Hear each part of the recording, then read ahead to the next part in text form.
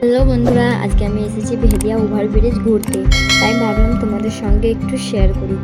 বন্ধুরা, এই ব্রিজটা আমি তোমাদেরকে শুরু থেকে শেষ পর্যন্ত দেখাবো। ব্রিজটা 2025-এই চালু হয়েছে।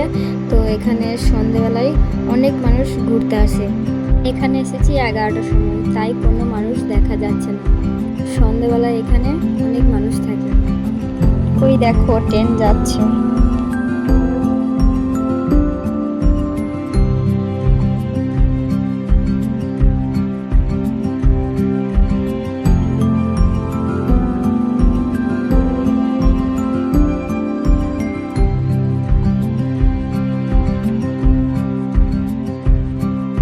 আমি তো ঘুরতে খুব পছন্দ করি, তোমাদেরকে ভালো লাগে তাই না?